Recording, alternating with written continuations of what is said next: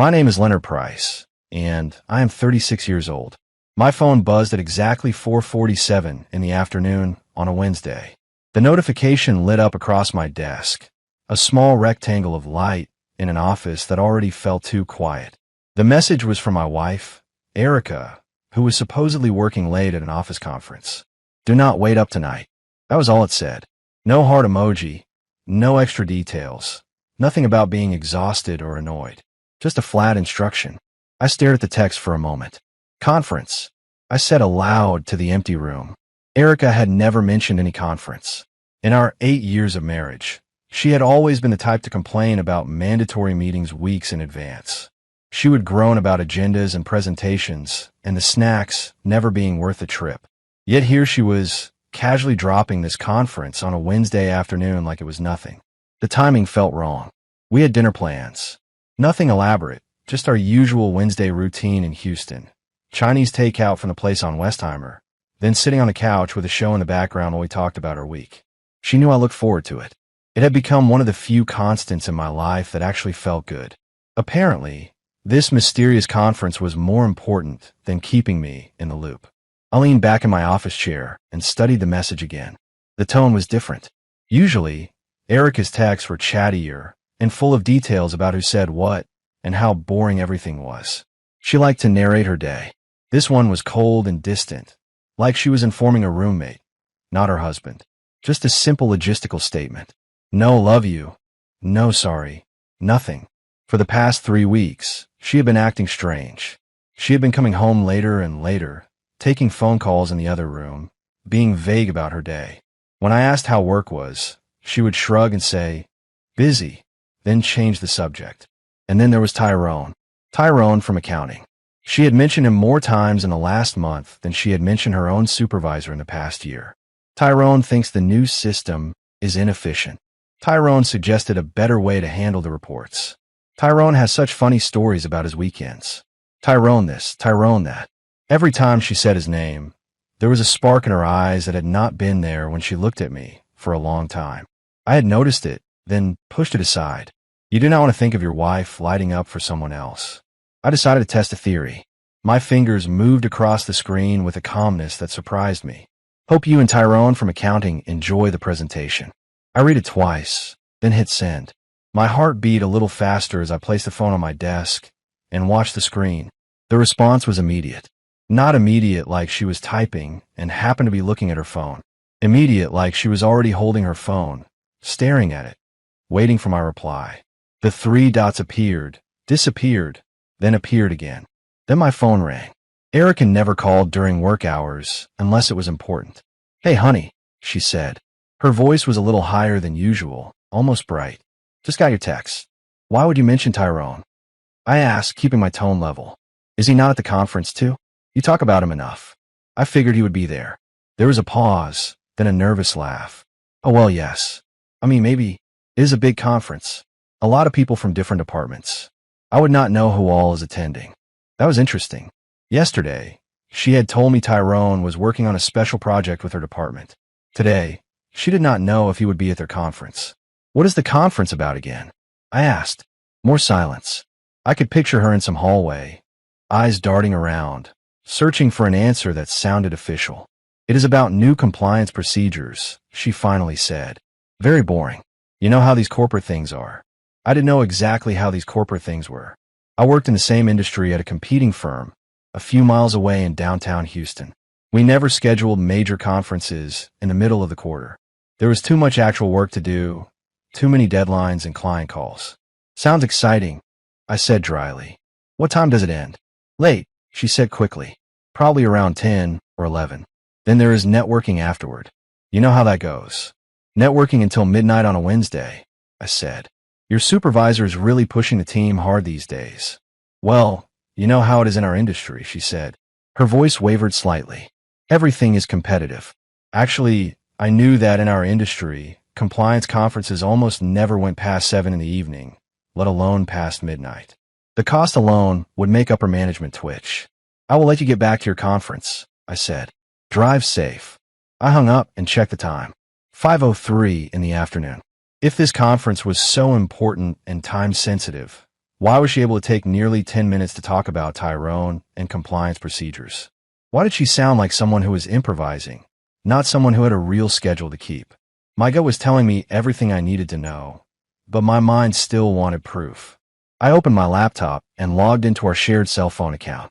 Erica and I had put everything on a family plan years earlier to save money. She had never bothered to turn off location services.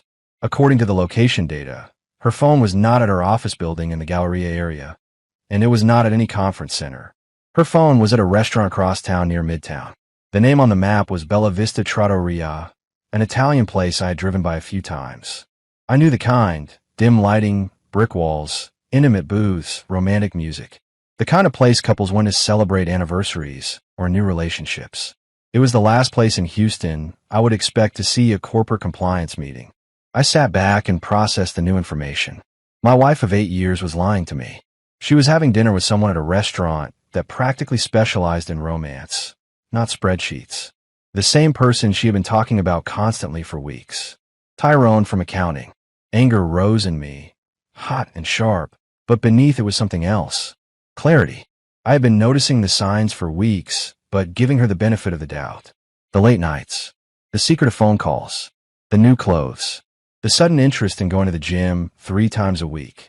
Classic cheating behavior that I had been too trusting, or too afraid, to acknowledge. Now I had confirmation, or close enough to it. I looked at my phone again. I could drive to Bella Vista right now. I could walk in, find their table, and confront them in front of everyone. I could make a scene and demand answers.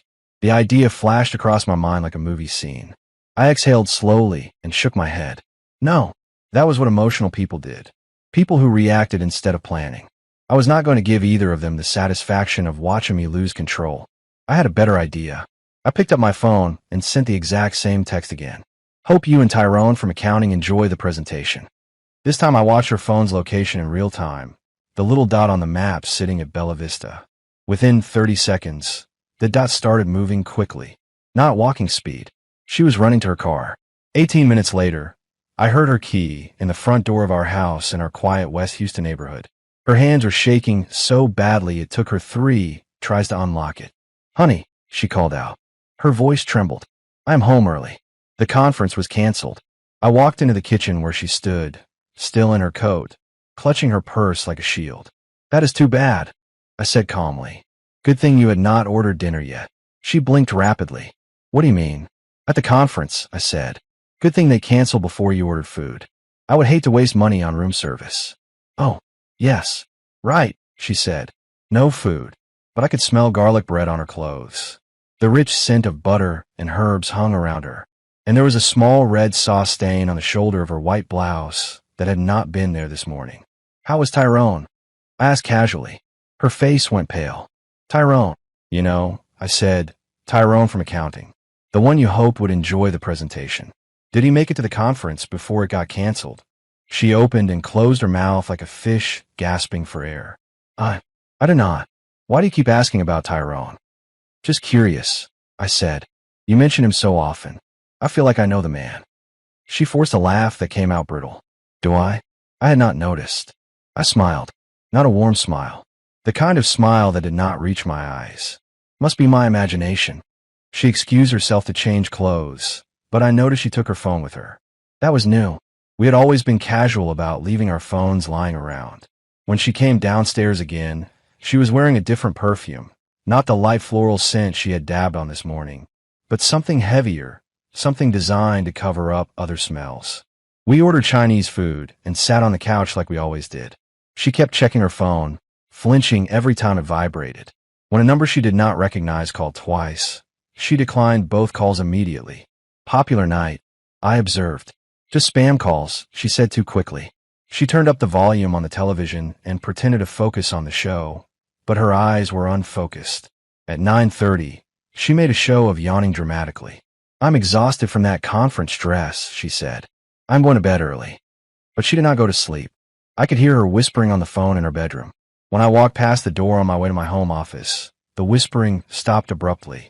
The silence that followed was louder than any argument we had ever had. In my office, I sat down at my desk and opened my laptop again. Time to do some research on Tyrone from accounting. Social media, made it easy. I searched his full name, which Erica had mentioned more than once. Tyrone Clark, 29, single, lived in an apartment complex about 15 minutes away in a newer development near the Heights. His recent post showed him at Bella Vista Trattoria tonight. One photo stopped my scrolling. His hand was in the frame, holding a glass of red wine over a candlelit table set for two. The caption read, "Great dinner with a special someone." It had been posted at 7:23 in the evening, right around the time Erica was supposed to be learning about new compliance procedures. I took a screenshot and saved it to a secure folder on an external drive. Then I opened a new email account under a name no one would recognize and emailed the screenshot to myself. Evidence could disappear. People could delete posts, but I would not. That night I barely slept, but I did not confront her. The best strategies require patience, and I was just getting started. I lay awake listening to her breathing, thinking about the woman I had married and the woman lying beside me now. They felt like two different people. The next morning, Erica was gone before I woke up. Her side of the bed was cold, which meant she had left early. Very early. A note on the kitchen counter read, "Emergency meeting. Back tonight. Love you." There was a little heart drawn at the end, as if that ink could repair what she had broken. Emergency meeting on a Thursday, I muttered. Her company did not operate that way. They scheduled everything in advance. But I appreciated her commitment to the lie. It told me how far she was willing to go. I called in sick to work for the first time in 3 years. My assistant sounded surprised, but I did not care. For once, quarterly reports could wait. I had more important things to handle. First stop, Erica's office building. I parked across the street with a clear view of the employee entrance. If she truly had an emergency meeting, I would see her car. If she was lying again, I would learn that too. By 10 in the morning, dozens of employees had walked in. Her car, a dark blue sedan, was not in the parking lot. Her usual spot was empty. Strike two. I drove to Bella Vista. The lunch crowd had not arrived yet, so the restaurant was quiet, the lights low even in the daytime.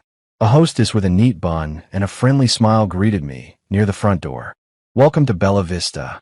Table for one?" she asked. "Actually," I said, "I think my wife left an earring here last night. She was dining with a colleague around 7. Table for two, probably by the window." The hostess's eyes brightened in recognition. "Oh yes, I remember them. Lovely couple. Very romantic. They seemed so happy together." The word romantic hit me like a slap. "Did they stay long?" I asked. "Until about 8:30, she said. "They ordered the anniversary special." The gentleman seemed nervous. He kept checking his phone. Sweet moment, though. We do not usually see that on Wednesday nights. My blood turned cold. Anniversary special? Well, not exactly an anniversary, I suppose, she said, thinking aloud. But he gave her something in a small box. She seemed surprised, then very emotional. It looked like an important moment. I thanked her and left before I said something I would regret. Back in my car, I sat in the parking lot gripping the steering wheel, processing everything. Tyrone had given my wife jewelry. She had been emotional about it. They had ordered the anniversary special like they were celebrating something significant. 8 years of marriage, and she was celebrating anniversaries with another man at a romantic restaurant. I swallowed hard, then drove home. I went straight to our bedroom. If she was hiding gifts from Tyrone, she would keep them somewhere I would not accidentally find them. Her jewelry box was the obvious choice, but too obvious. Under the mattress was too cliché. Erica was careless in some areas, but she was not stupid. Then I remembered her workout bag. She had been going to the gym more often lately, always tossing that gray bag into the back of her car on her way out. It was the perfect hiding spot for someone who assumed her husband would never go near her gym clothes. I pulled the bag from the closet and unzipped the side pocket. Bingo! Inside, wrapped carefully in tissue paper, was a silver bracelet. It was heavy and well-made. I turned it over and saw an engraving on the inside. "Always yours, T." My chest tightened. My wife did not have any close friends whose names started with T. The only T she had been talking about for weeks was Tyrone. I took photographs of the bracelet from every angle, making sure to document the engraving clearly. Then I wrapped it back up exactly as I'd found it and returned the bag to the closet. Next, I went to her laptop on the desk in our shared home office. She had been careless with passwords lately, probably because guilt made her distracted. The screen came to life when I touched the trackpad, and her email was still open. I found them immediately. Dozens of messages between her and Tyrone going back almost 2 months. The early ones were strictly professional, subject lines about quarterly reports and system updates. Thank you for double-checking those numbers. I appreciate your help with the spreadsheet. Innocent enough, but the tone shifted quickly. Thank you for listening today. You really understand me. I cannot wait to see you tomorrow. These little meetings are the best part of my day. My husband would never appreciate a sunset like this. You see beauty in everything.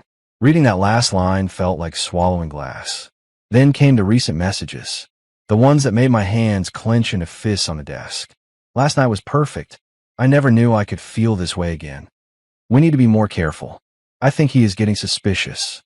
Tyrone, I love you. I know it is complicated, but I cannot keep pretending anymore. I love you. She loved him. She had written those words plainly. No room for interpretation. I took screenshots of every message and forwarded them to the secure email address I had created earlier. Digital paper trails could vanish. I was not going to rely on hope. The final email was from that morning.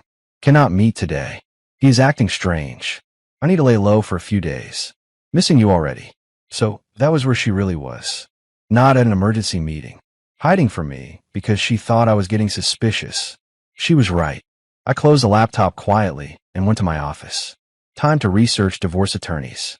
I typed Houston divorce lawyer adultery specialist into the search bar and started reading reviews until one name kept showing up. Attorney Rochelle King. Before calling, I decided I needed one more confirmation. I dialed the main number for Erica's company. Good morning. This is Mitchell and Gray Consulting, the receptionist said. How may I direct your call? Hi, I said, keeping my voice calm and professional. This is Dr. Miller's office. I need to confirm an appointment for Erica Price today. She mentioned she had a work conflict. I want to make sure our times will not overlap. One moment, the receptionist said. I could hear typing in the background. She came back quickly. I am sorry, but Erica Price is not scheduled to work today. She called in sick this morning. Oh, that is strange, I said. She told me she had an emergency meeting. No, sir, the receptionist replied. She is definitely not here today. Would you like to leave a message for a supervisor? No, thank you, I said. That will not be necessary. I hung up. Strike 3. My wife was somewhere in this city lying about being sick, likely communicating with the same man who had given her a bracelet engraved, "Always yours." While I sat at home, she was building another life behind my back. I reached for my phone and called Attorney King's office. Within 20 minutes, I had an appointment scheduled for Friday afternoon. When her assistant asked about the general situation, I said one word: adultery. When she asked, "How much evidence do you have?" I answered, text messages, emails, photographs, confirmation of romantic dinners, location data, and visual confirmation. There was a brief pause on the line, then a professional, "We will see you Friday at 10 in the morning." By 6 in the evening, Erica's key turned in the lock again. She walked in looking exhausted, like someone who had been running on adrenaline all day. "How was your emergency meeting?" I asked from the kitchen as I poured a cup of coffee. She froze. "What? Your emergency meeting this morning?" I said. "How did it go?" "Oh," she said. "Fine. Just some budget issues. Very boring. Must have been serious to call you in on your sick day," I said. Her eyes widened. "My sick day? Your office said you called in sick," I replied. "When I called to see if you would be free for lunch, they said you were at home." I watched her mind race, trying to patch the gap between her lies. I was sick," she said slowly, "but then they called and said they really needed me for this budget thing, so I dragged myself in." "That is dedication," I said. "Most people would stay home." "Well, you know how responsible I am," she said with a weak smile. "Responsible, right?" I said. "Did Tyrone make it to the budget meeting? You know, your colleague from accounting." The same reaction as before. Panic flickered across her face, followed by exaggerated calm. "I do not know why you keep asking about Tyrone," she said. "He is just a coworker. It just seems like you mention him a lot lately," I said. "I thought maybe the two of you are friends. We are professional colleagues." "That is all," she replied. I nodded and smiled. "Of course. Just professional." She excused herself to shower. While the water ran upstairs, I picked up her phone from the table. At some point during the day, she had changed the passcode. The numbers that had always worked suddenly did not. New four-digit combination. But I noticed something else. The phone case was different. Yesterday, it had been simple black leather. Today, it was blue silicone with a subtle pattern. I had seen that exact case in one of Tyrone's selfies, sitting on a table next to his laptop. His favorite color seemed to be blue. When she came downstairs, I was sitting on the couch with a printed article in my hands. Erica glanced at the pages. "What is that?" she asked. "An article about workplace relationships," I said. "It says most affairs start with emotional connections between colleagues." She almost dropped her coffee mug. "That is interesting. According to this," I continued, 65% of workplace affairs begin with innocent conversations about personal problems. The other person becomes a confidant, someone who understands them better than their spouse. Her face grew paler with each sentence. "Why are you reading about affairs?" she asked. I looked up at her with what I hoped appeared to be simple curiosity. "Research for work," I said. "We are updating our human resources policies about workplace conduct. I want to make sure we cover all the scenarios." "Oh," she said quietly. "It also says," I added, turning another page, "that the most common sign is when someone starts working late more often, takes mysterious phone calls, or mentions a coworker's name more frequently than usual." She sat down across from me, fidgeting with her new phone case. "Those seem like pretty vague signs," she said. "They could be innocent." "True," I said.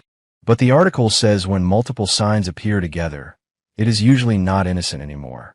It also says the guilty party often starts arguments with their spouse to justify their behavior. They create emotional distance to make the affair feel less wrong." She was quiet for a long moment. "Have I been starting arguments?" she asked. I pretended to think. "Now that you mention it," I said, "you have been more critical lately. Little things. My coffee habits. How I load the dishwasher. My choice of restaurants." "I did not realize," she said. Her voice trembled slightly. "It is all right," I said. "According to this, it is subconscious behavior. The person doing it does not always recognize it." I could see her mind working behind her eyes, trying to calculate how much I knew versus how much I was guessing. The truth was, I knew everything I needed to know. But letting her think I was just reading random articles was more effective than confronting her directly. Fear is more powerful when it does not know its boundaries. Friday morning, I woke up with a very clear plan. Erica was in the shower when I called her office again. "Good morning, Mitchell and Gray Consulting," the receptionist said. "Hi," I said. "I would like to send flowers to one of your employees. My wife works there, and I want to surprise her for our anniversary. I thought it would be nice to have them delivered during their team meeting today. She works closely with Tyrone in accounting." "That is very sweet," the receptionist said. "What is her name?" "Erica Price," I replied. "One moment," she said. There was more typing. Then she came back. "I'm sorry, sir, but Tyrone called in sick today, and Erica is not scheduled to work Fridays anymore. She switched to a 4-day schedule last month." "A 4-day schedule? Since when?" I asked. "Are you sure? She left for work an hour ago." "Let me double check," the receptionist said. After a pause, she returned. "Yes, sir. She is definitely off on Fridays. Has been since early March." March, right around the time the emails with Tyrone had shifted from professional to personal. "Thank you for your help," I said, and hung up. When Erica came downstairs, I was making coffee like nothing had changed. "Big day at work?" I asked casually. "Just the usual," she said. "Busy Friday. That quarterly report still keeping you busy?" I asked. "Yes," she said without hesitation. "Very demanding project." I nodded sympathetically. "Well, do not work too hard. It is Friday, after all. I will try to wrap up early," she said. She kissed my cheek and left. I watched from the window as she drove away, then grabbed my keys and followed at a distance. She did not drive toward her office near the Galleria. Instead, she headed north toward the Heights. She pulled into the apartment complex I had already identified as Tyrone's address. I parked behind a maintenance truck where I could see without being seen. She parked in a visitor spot and walked straight to Building C like she had done it many times. I watched the second-floor windows until I saw Tyrone appear, shirtless, sliding open a curtain and waving down toward her car. In that moment, any part of me that still wanted to doubt what was happening died. 5 minutes later, Erica walked out of the building, adjusting her clothes, smoothing her hair, glancing around like a person hoping not to be seen. She drove to a coffee shop and sat alone for an hour, probably coming down from the adrenaline and guilt. Then she went grocery shopping for dinner, playing the role of dutiful wife, picking up ingredients for the meal she would cook in the house I paid for. This was her routine. Work 4 days. Cheat on Fridays. Come home and pretend everything was normal.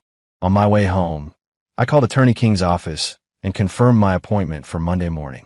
My voice was calm when I said, "I have visual confirmation now," but my hands shook as I hung up. That evening, she came home in an unusually good mood, humming as she cooked, smiling for no apparent reason. The afterglow of spending the day with her boyfriend, then returning to her husband. "You seem happy," I observed from the kitchen table. "Just a good day at work," she said lightly. "We finished that big project I have been stressed about." "The quarterly report?" I asked. "Exactly," she said. "It feels good to have it done. Things should get back to normal now." "Normal," I repeated, as if there was anything normal about pretending your affair never happened. "We should celebrate," I said. "How about I surprise you with dinner tomorrow night?" Her face brightened. "That sounds wonderful." "I was thinking," I said, "we could go to your office. I could bring takeout. We could eat in the conference room where you've been having all those meetings. Make it special." Her smile faltered. "My office?" "Sure," I said. "I have never seen your workspace since they renovated the floors. And I would love to meet some of your colleagues, especially Tyrone. You talk about him so much. I feel like we are practically friends." She was quiet for a long moment. "I do not think that is a good idea," she said finally. "Office security is strict. They do not really allow visitors after hours." "What about during regular hours?" I asked. "I could bring lunch on Monday. Just drop by for a quick hello. I have a late meeting near downtown anyway." "Monday is really busy," she said quickly. "Maybe some other time." I smiled. "Of course. Some other time. Saturday morning." I implemented the next part of my plan. "I have a great idea," I announced over breakfast. "Let us do something spontaneous today. Drive down to Galveston, walk on the beach, have dinner at that seafood place you love on the seawall." Erica looked genuinely excited for the first time in weeks. "That sounds amazing," she said. "I would love that." "Perfect," I said. "But first, I need to stop by your office. I left some papers in the car yesterday from a client meeting near there, and I want to grab them before we hit the road." "My office," she repeated. Some of the color drained from her face. "Just a quick stop," I said. 5 minutes. You can show me the new conference room while we are there." Her earlier excitement vanished. "Actually, I do not think that is necessary," she said. "What papers?" "Insurance documents for the car," I said smoothly. "In case we have any trouble on the road trip. It will just take a minute. Come on. I am curious to see where you spend so much time." I watched her try to decide which lie might save her. Refusing would be too obvious. Agreeing would risk exposing everything. I do not have my access card with me," she said. "I left it at home." "No problem," I said. "The security guard can let us in. You work there enough on weekends. I'm sure they know you." "They are really strict about visitors," she said. "I do not want to get in trouble." "I'm not a visitor," I said quietly. "I am your husband." The word made her flinch. "Maybe we should just go straight to the coast," she said weakly. "After we stop by her office," I said. "I insist." 20 minutes later, we pulled into her company's parking lot. It was nearly empty, just a few cars belonging to weekend maintenance staff. "Looks pretty dead," I observed. "Yes, most people do not work weekends," she said quickly. "Only a few special projects." "But you have been working so many extra hours," I said. "I thought maybe you would have company." We walked to the main entrance. She moved slower with each step, as if her feet were getting heavier. "Maybe this is not a good idea," she said when we reached the door. "Why not?" I asked. "I just remembered they changed the security protocols," she said. "Spouses are not allowed in anymore." I walked over to the information board posted next to the entrance. "According to this," I said, reading aloud, "visiting hours are 8 in the morning to 6 in the evening on weekends. Family members welcome with employee escort." She was running out of excuses. "What exactly are you afraid of?" I asked quietly. "I'm not afraid of anything," she said. "I just think it is unnecessary." "Then let us go in," I said, and opened the door. The security guard at the front desk recognized her immediately. "Mrs. Price," he said with a friendly smile. "Do not usually see you on weekends." Erica forced a smile. "Just stopping by quickly," she said. "This is my husband, Leonard." "Nice to meet you," The guard said, shaking my hand. She talks about you all the time. Good to meet you too, I said. I have heard a lot about this place, especially about her Friday projects. The guard frowned. Friday projects? But ma'am, you do not work Fridays anymore. I turned to look at Erica. Her face had gone completely white. What do you mean? I asked the guard, keeping my eyes on her. She switched to a 4-day schedule months ago, he said. Monday through Thursday. I have not seen her on a Friday since March. That is interesting, I said slowly, because she has been telling me about Friday meetings, late conferences, emergency projects. The guard looked between us, realizing he was standing in the middle of something. Maybe I am mistaken, he said. No, I said, still watching Erica. I do not think you are. I turned back to him. Yesterday she told me about a big quarterly report she finished, the one that has been keeping her so busy on Fridays. We finished our quarterly reports 3 weeks ago, he said. Submitted them to corporate on the 15th. I nodded. So, there have not been any Friday projects. No late conferences. No emergency meetings. Not that I know of, sir, he said. I looked at Erica. So, I asked, where have you been going every Friday for the past 2 months? She was shaking now. I can explain, she said. I am sure you can, I said calmly. But let us do it at home. The drive back was silent. She stared out the passenger window, twisting the bracelet under her sleeve, probably trying to figure out how to spin this new set of facts into something forgivable. When we got home, I sat down in the living room and waited. Do you want to tell me where you have really been spending your Fridays? I asked. She sat across from me, hands clasped tightly in her lap. I have been seeing a therapist, she said suddenly. A therapist? I repeated. Yes, she said. I've been struggling with some personal issues, and I did not want to worry you. What kind of personal issues require 8 hours of therapy every Friday? I asked. It is not just therapy, she said. It is a whole wellness program. Therapy, meditation, group sessions. What is the name of this wellness center? I asked. She was silent. What is your therapist's name? I asked. More silence. Or, I said, we could call them right now and verify your appointments. She broke. Okay, fine, she said. I have not been seeing a therapist. Then where have you been? I asked. I needed some time alone to think about our marriage, she said, to clear my head. And this thinking required you to go to Tyrone's apartment every Friday morning. I asked. Her face lost what little color remained. How did you? She stopped. I followed you today, I said. I watched you go into his building. I watched you come out an hour later looking like you just had sex. She started crying. Not sad crying. Guilty crying. It is not what you think, she said. Really? I asked. Because I think my wife has been cheating on me for months. I think she has been lying about work to cover it up. I think she has been having sex with another man every Friday, while I believe she was at the office earning money for her household. Please let me explain, she said. Tears streaked down her face. Explain what? I asked. The lie about the conference. The lie about working Fridays. The lie about the therapist. Which lie would you like to start with? I never meant for this to happen, she sobbed. But it did happen, I said. And you have been lying to me about it for months. I love you, she said. No, I said firmly. You do not. People who love each other do not do this. It was a mistake, she said. A mistake that happened every Friday for 2 months, I said. That is not a mistake. That is a choice. She looked up at me with desperate eyes. What are you going to do? She asked. I stood up. I'm going to Galveston like we planned, I said. But I'm going alone. Please do not leave me, she cried.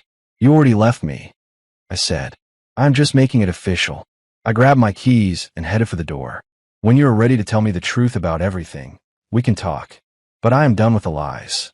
As I drove down toward the coast, I could see her in the rearview mirror, standing in our driveway, crying. For the first time in weeks, I felt something close to relief. There were no more illusions, just reality. I spent 6 hours driving along the Gulf Coast, windows down, thinking about the life I thought I had and the life I actually had. By the time I returned home around midnight, I felt strangely calm. Erica was waiting in the living room, eyes red, a box of tissues beside her. We need to talk, she said as soon as I walked in. Now you want to talk, I said. I sat down across from her and folded my arms. Go ahead. She took a shaky breath. It started in February, she said. Tyrone and I were working late on project. He listened to me complain about how distant we had become, how we never talked anymore. So you talked to him instead, I said. It was not supposed to mean anything, she said. Just venting to a friend. When did the friend become something else? I asked. Gradually, she said. He started texting me outside of work, asking how my day was, remembering little things I'd said, things I felt like you had stopped remembering. It felt good to have someone care about those details again. When did you start lying to me? I asked. She stared at the floor. The first time he asked me to lunch, she said. I told you I was eating with the women from Human Resources. When did lunch become sex? I asked. She flinched. 3 weeks later, she said. I went to his apartment after work one day.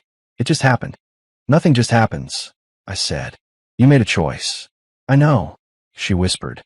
I made the wrong choice. How many times? I asked. What? She said. How many times did you sleep with him? I asked. She was quiet for a long moment. Every Friday for the past 2 months, she said finally. 8 times. In his apartment? I asked. Yes, she said. Only there. Did you ever bring him to our house? I asked.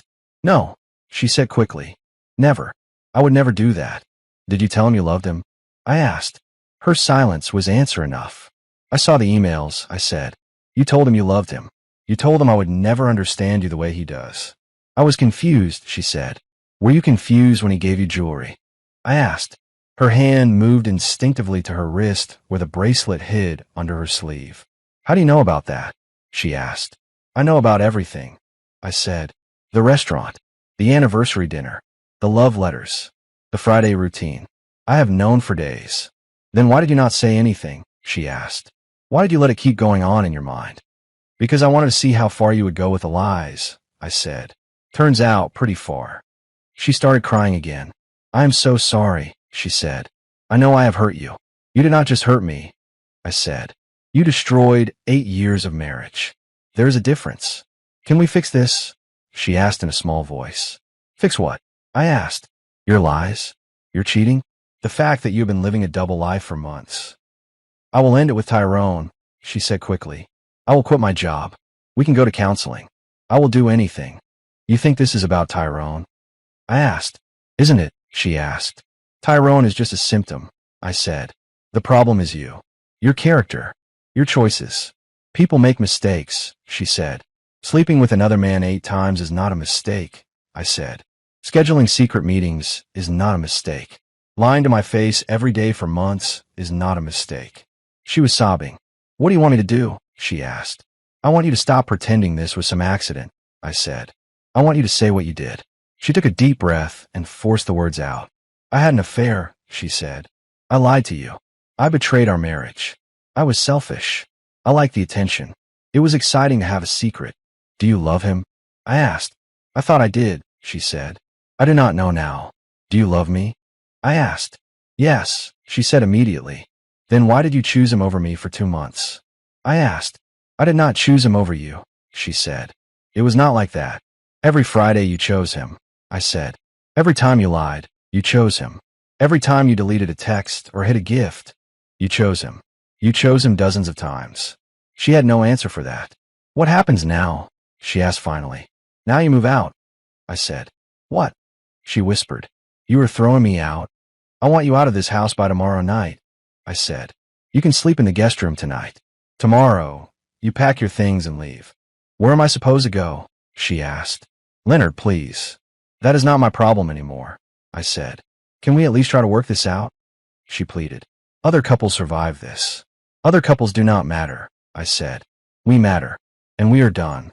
Sunday morning, I was up early making calls while she packed upstairs. My first call was to the bank. I need to remove someone from our joint accounts immediately, I told the representative.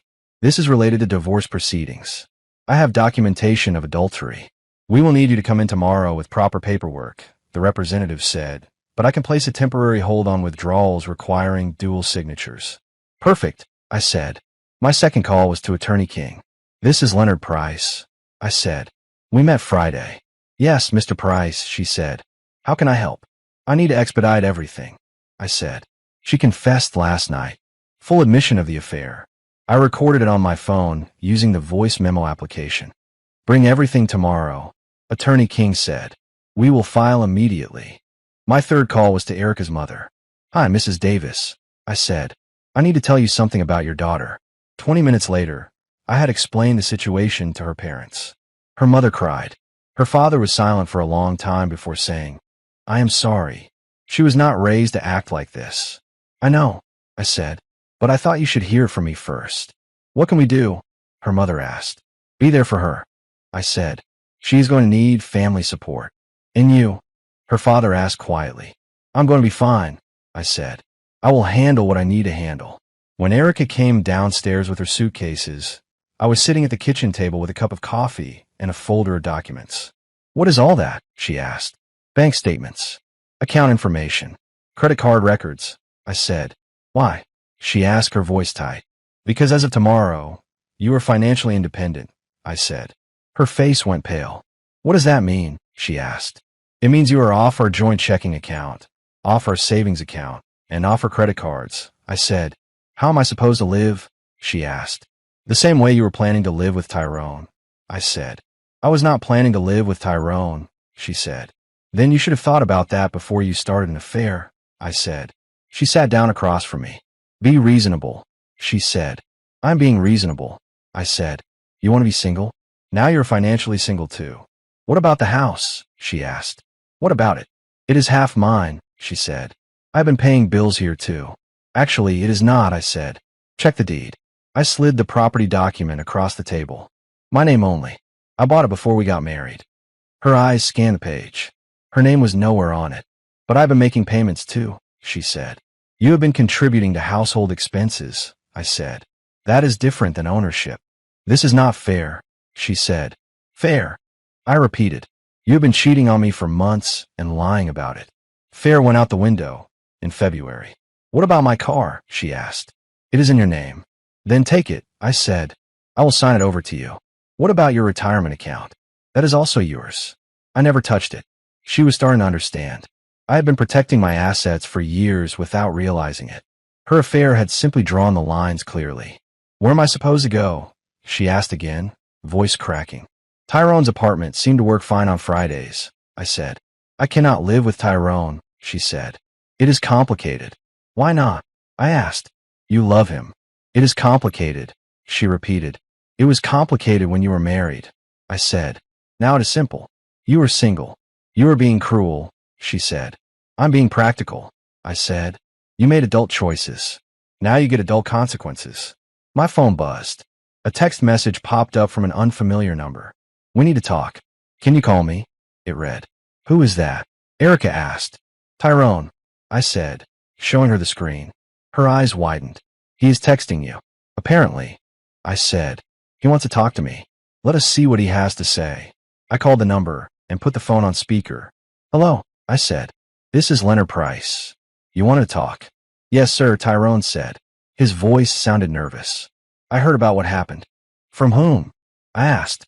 Erica called me this morning, he said. She was crying. She told me you found out. I looked at Erica. You called him before you finished packing? I asked. She said nothing. Tyrone, I said, turning my attention back to the call. I have a question for you. Okay, he said. Did you know she was married when you started sleeping with her? I asked. There was a long silence. Tyrone, I said. Yes, he said finally. I knew. And you did it anyway. I said. It is complicated, he said. Actually, it is simple, I said. You knowingly slept with another man's wife. There is nothing complicated about that. We fell in love, he said. In love, I repeated. Interesting. So when are you moving in together? Another silence. What do you mean? He asked. She is leaving today, I said. She is single now. When is the wedding? We have not discussed that, he said. Why not? I asked. You love her. She loves you. She is available. What is the problem? It is not that simple, he said again. Sure it is, I said. Unless you were just using her for sex and never intended to leave your comfortable life behind. That is not, he started. Because if that is the case, I said, then you played her just like she played me. I need to think about things, he said. Think fast, I said. She needs somewhere to live tonight. I hung up. Erica stared at me in shock. He does not want me to move in with him, she said quietly. Shocking, I said. almost like he was just looking for easy sex with no commitment. But he said he loved me, she whispered. Men say many things to get what they want, I said. He just proved who he really is. She sat there, processing the new reality. The man she had thrown her marriage away for was not willing to catch her. What do I do now, she asked. Whatever single women do, I said. Find an apartment. Pay your own bills. Live your own life. I do not want to be single, she said. You should have thought about that before you started acting single, I said. Can we try again? She asked softly. No, I said. Why not? She asked. Because I do not want to, I said. Because trust cannot be rebuilt on this foundation. Because you are not the woman I married anymore. People change, she said. Yes, they do, I said. You change into someone who lies and cheats. I changed into someone who will not tolerate it. She picked up her suitcases. This is not over, she said through tears. Yes, it is, I said. I will file for divorce tomorrow. I will fight it, she said. I will find a lawyer. With what money? I asked. You just lost your income source. I will find a way, she said. Good luck, I replied. She walked to the door and turned back one last time. I really did love you, she said. Past tense, I said. Noted. After she left, the house was quiet in a way that felt strange but not unwelcome. For the first time in months, I was not wondering where she really was or who she was really with. I was alone, but I was not confused. 6 months later, I was a different man. The divorce had been finalized in record time. Her recorded confession made everything simple. There were no contested assets, no lengthy court battles, no alimony. She had signed everything Attorney King put in front of her, her shoulders slumped, eyes hollow. I had used the time well. I lost 20 pounds, gained muscle, updated my wardrobe, started taking cooking classes on Thursday nights at a school near downtown, and joined a hiking group that met at Memorial Park on Sundays. My social calendar was fuller than it had been in years. Work improved as well. Without the constant distraction of wondering what Erica was really doing, my focus sharpened. I landed 2 major clients and received a promotion with a substantial raise. The house felt like mine again. I repainted the bedroom, bought new furniture, turned her old home office into a small gym. Every trace of our marriage had been systematically removed or replaced with things I actually wanted. One evening, as I was chopping vegetables for dinner, my phone buzzed with a text from an unknown number. Can we talk, please? It is important. I knew who it was without asking. What do you want? I typed. To apologize. To explain. 5 minutes, she replied. There is nothing to explain. I wrote back. We are divorced. Tyrone left me, she wrote. I have nowhere to go. Not my problem, I typed. Please, she replied. I made a mistake. I stared at the message, then typed back. You made a choice. Live with it. I blocked the number and went back to cooking. Later that evening, my doorbell rang. Through the window, I could see her car in my driveway. I did not answer. She rang again, then knocked, then started talking through the door. I know you are in there, she said. Your car is here. Her voice sounded thinner than I remembered. I turned up the television volume and sat on the couch. I just want to talk. 5 minutes, she said. I was wrong about everything. Tyrone was using me. I see that now. I threw away 8 years for someone who did not even care about me. I muted the television, but did not move toward the door. I listened. He ended things after 2 weeks, she continued. He said dating a divorced woman was too complicated. Too much drama. Interesting, I thought, but irrelevant. I have been staying in a motel for 3 months, she said. I cannot afford an apartment. I lost my job. They said the relationship with Tyrone created a hostile work environment. My parents will not help me. They are ashamed of what I did. Her voice broke. I know I do not deserve forgiveness, but I am desperate. I walked to the window and looked out. She was sitting on my front steps, head in her hands. I felt nothing. No anger, no compassion, no longing. Just a distant curiosity about how long she would stay. After an hour, she left. The next morning, her mother called. She is in the hospital, Mrs. Davis said. What happened? I asked. Breakdown. Exhaustion. She has not been eating properly, her mother said. She keeps asking for you. I cannot help her, I said. She is your wife, her mother said. She is my former wife, I said. We are divorced. But you loved her once, her mother said. Does that not mean anything? It means I am grateful I learned the truth before wasting more years, I said. She really did love you, her mother said softly. If she loved me, she would not have cheated on me, I said. People make choices. People face consequences for those choices. You will not even visit her, her mother asked. No, I said. That would only give her hope that something is still possible. It is not. That seems harsh, she said. Harsh would be taking her back and pretending 8 months of lies never happened. I said. Harsh would be enabling her behavior by rescuing her from the results of her choices. What if she promises to change? Her mother asked. She already promised to love, honor, and cherish me, I said. For better or worse. Those promises did not mean much. So that is it, her mother said. You just move on. That is exactly it, I said. I hung up and deleted the number. That afternoon, I had a date. Coffee with a woman I had met in the hiking group. Her name was Lauren. She worked as a project manager for an engineering firm. She was intelligent, quick-witted, and very clear about her values. No drama, no games, no lies. As I got ready, tying my shoes at the front door, I thought about the man I had been a year earlier. Naive, trusting, willing to ignore red flags because I wanted to believe the best in people, because I was afraid of what it would mean if my suspicions were right. That man was gone. In his place stood someone who knew his worth and refused to tolerate disrespect. Someone who understood that love is not just a feeling whispered in the dark. It is a commitment backed by consistent actions. I drove to the cafe near Memorial Park where Lauren and I had agreed to meet. As I parked and stepped out into the late afternoon light, I realized something important. I had not thought about Erica in weeks before her messages. And even now, she was not central to my life. She had become what she should have been all along, irrelevant to my future. I walked inside, spotted Lauren at a corner table, and smiled. She smiled back, warm and open, with no secrets in her eyes. As I sat down across from her, I felt the solid ground of my own boundaries beneath my feet. I had learned that the best revenge against people who betray you is not anger or retaliation. It is living well without them. And I was living very well indeed. If you enjoyed this story, please like, comment, and share this video with your friends. Subscribe and turn on the notification bell so you never miss a powerful story drop.